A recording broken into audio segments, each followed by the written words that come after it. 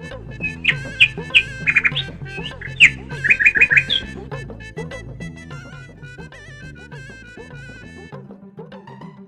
যে মহারানী, তোর কি ঘুম শেষ হলো? কখন তুই রান্না করবি আর কখন আমার ছোট্ট মেয়েটা খাবে? উঠ, উঠে গিয়ে তাড়াতাড়ি আগুন জ্বালা। হ্যাঁ মা, আজ একটু দেরি হয়ে গেছে, যাচ্ছি, আমি এক্ষুনি গিয়ে রান্না বসাচ্ছি। এই বলে পুচকি তাড়াতাড়ি করে সেখান থেকে রান্নাঘরে চলে যায়। যখন সে রান্না করছিল ঠিক কিছুক্ষণ পর সেখানে শেফা শিয়ালিনী আবারও আসে। এই যে মহারানী, তোর কি রান্নাটা হলো নাকি এখনো শুধু খুন্তি নড়েই চলছো? হ্যাঁ, আর একটু বাকি আছে মা, এক্ষুনি হয়ে যাবে। বাকি? এখনো বাকি? আমার মেয়েটা সেই কখন থেকে খিদা পেটে নিয়ে বসে আছে। হ্যাঁ রে, তুই কি তাড়াতাড়ি ঘুম থেকে উঠতে পারিস না?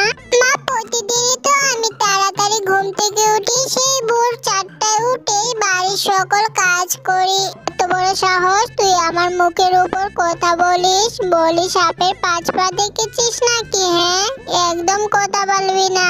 তাড়াতাড়ি আমাদের জন্য খাবার নিয়ে ঘরে আয়। শেফা হলো ফুচকির সৎ মা। ফুচকির মা মারা যাওয়ার পর মিচকে আবারও বিয়ে করে, কিন্তু বেশ কিছুদিন আগে মিচকেও মারা যায়।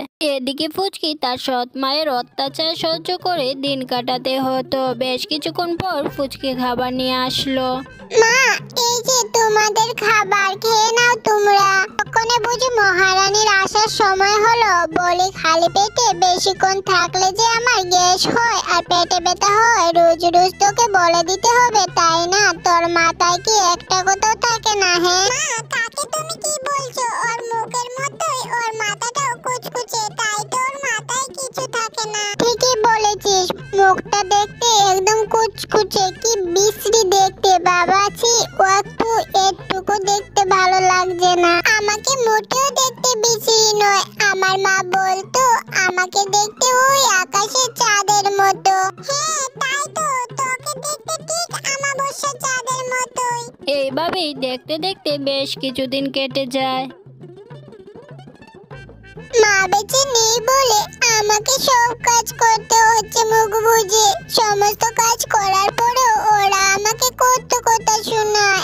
আর যদি আমার মা বাবা বেঁচে থাকতো তাহলে আমাকে এভাবে কথা শুনতে হতো না। মা, আমার আর ভালো লাগে না। বাবা মা, তোমরা কেন আমাকে একা রেখে চলে গেলে? তোমরা কেন আমাকে তোমাদের সাথে নিয়ে গেলে না? ফুচকি কালো হওয়ার কারণে তার সৎ মা এবং সৎ বোন তাকে অনেক নির্যাতন করত, আর ফুচকি সবকিছু মুখ বুজে সহ্য করে নিত।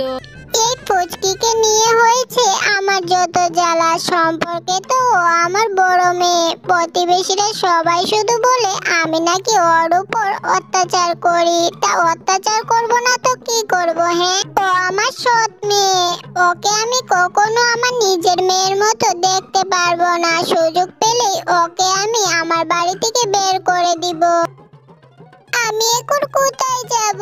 আমার তো যাওয়ার মতো কোনো জায়গা নেই। বাবা মা, তোমরা আমাকে এভাবে একা রেখে কেন চলে গেলে? হায় ঈশ্বর, তুমি আমাকে আমার বাবা মায়ের কাছে নিয়ে যাও। আমি আর এই পৃথিবীতে থাকতে চাই না।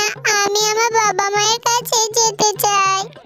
যখন ফুচকি অনেকই ছোট ছিল তখন তার মা মারা যায়। তারপর মিচকে শিয়াল শেফাকে বিয়ে করে এনেছিল। বেশ কিছুদিন আগে মিচকে মারা যাওয়ার পর শেফা ফুচকির উপর অত্যাচার করতে শুরু করে। এদিকে ফুচকি শেফার সব অত্যাচার সহ্য করত। একদিন যখন ফুচকি বালতি দিয়ে গরম জল করে শেফার রুমে নিয়ে যাচ্ছিল তখনই তার সাথে ধাক্কা লেগে গরম জল শেফার পায়ে পড়ে যায়। ও বাবা গো, ও মা গো, মেরে ফেললো গো। এই হারামজাদি, তুই আমাকে মারতে চাস তাই না? হারামজাদি, তোকে আর আমি আমার বাড়িতে রাখবো না। যা বলছি যা, এক্ষুনি আমার বাড়ি থেকে বের হয়ে যা। এরপর শেফা ফুচকিকে বাড়ি থেকে বের করে দেয়। ফুচকি খালি হাতে বাড়ি থেকে বেরিয়ে আসে আর নদীর কিনারে দাঁড়িয়ে সে কান্না করতে লাগে। তখনই সেখানে এক পরী আসে। কি হয়েছে ফুচকি? তুমি এভাবে এখানে দাঁড়িয়ে কান্না করতেছো কেন? কে তুমি? আর তুমি আমার নাম জানলেই বা কি করে? আমি হচ্ছি লাল পরি, আমি সব জানি। এবার বলো তুমি একভাবে এখানে দাঁড়িয়ে কান্না করছো কেন? এরপর পুচকি পরীকে সব ঘটনা খুলে বলে। সব শুনে পরী বলে, তুমি কেঁদো না ফুচকি, এই নাও আমি তোমাকে এই জাদুর সাবান পুকুর দিলাম।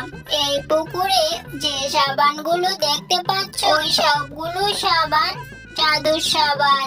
এই সাবান দিয়ে তুমি স্নান করলে তুমি খুব সুন্দর হয়ে যাবে। এখন আমি আসি বন্ধু। এই বলে পরী সেখান থেকে চলে যায় আর পুচকি সেই সাবান গাছের কাছে যায়। আচ্ছা দেখি তো এটা কি সত্যি জাদু সাবান? আমি কি এটা দিয়ে স্নান করলে সুন্দর হয়ে যাব? আরে বাহ, আমি তো অনেক সুন্দর হয়ে গেছি পরি, তোমাকে অনেক অনেক ধন্যবাদ। বন্ধুরা, আজকের গল্পটি তোমাদের কাছে কেমন লেগেছে অবশ্যই কমেন্টে জানাতে ভুলো না।